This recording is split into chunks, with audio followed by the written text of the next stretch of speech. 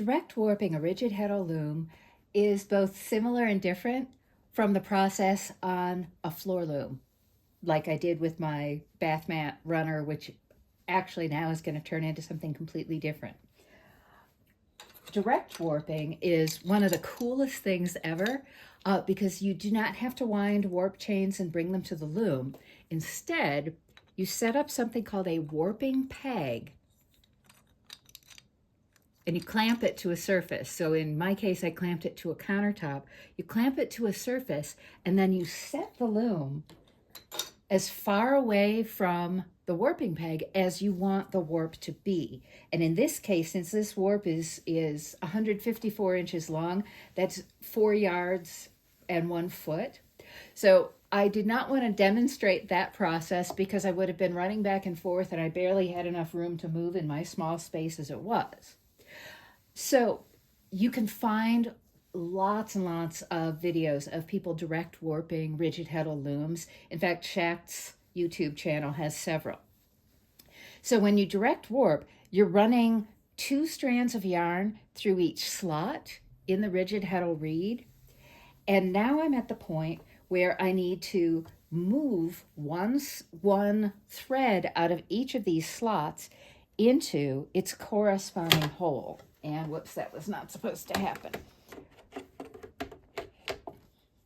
There we go. So this is a really, really simple process. The first thing you do, and if you're wondering what these ties are, these ties were what showed me where to start and stop threading my reed so that I would have the correct number of warp ends for my project. And this should equal 104 warp ends. We'll know soon.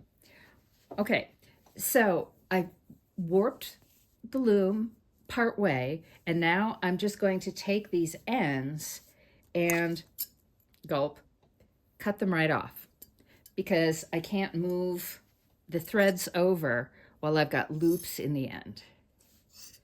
I hate this part. It always makes me nervous, but there it is. Okay.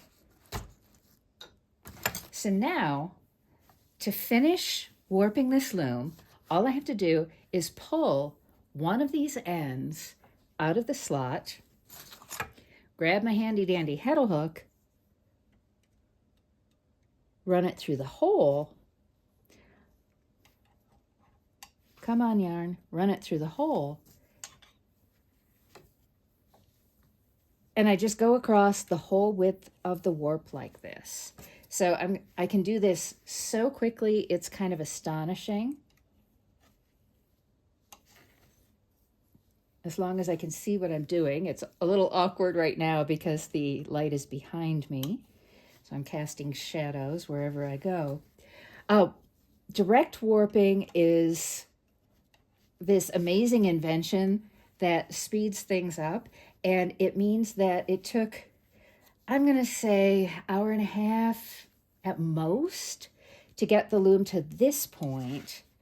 And it'll take me at most another hour unless something goes terribly wrong. At most. So 2 hours to direct warp a rigid heddle loom as opposed to the how many hours I spent working on my bath mat warp. 6 hours. However, the result of using a rigid heddle loom means that, for me at least, because I do not enjoy trying to remember sequences of pickup sticks, I'm limited to plain weave. And that's okay, because that's exactly what I wanted for this fabric. There is nothing like plain weave for really showing off the variations in a hand-spun yarn. It's just ideal for a project like this. But unless I wanted to use 2 heddles and or a series of pickup sticks, plain weave's what we got.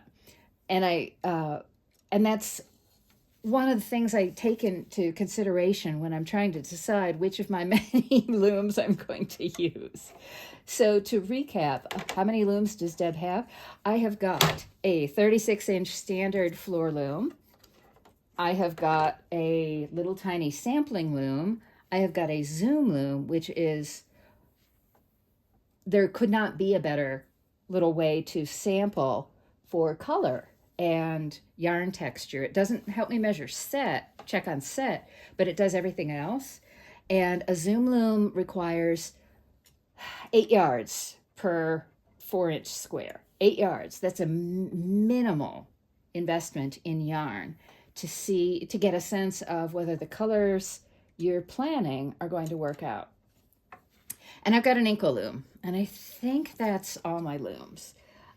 This one, this rigid heddle loom, is a flip loom, and this is a 25-inch flip loom. I just got this. Before that, I was using my 15-inch flip loom, which was great, but was just a little bit too narrow for some of the projects I want to do with my hand-spun yarn. And with a 25-inch loom, I will be able to weave wider widths without doing double weave or anything like that. And so it seemed like a good idea. So here I am, just moving one of the 2 threads over in from each pair, going through a slot.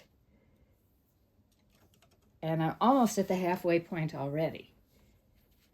That's how quick this is. So I'm going to turn off the camera and finish doing this, and then I will tie on to the front apron bar, and I will weave a header just like you do with any other warping process on any loom. That's all it takes.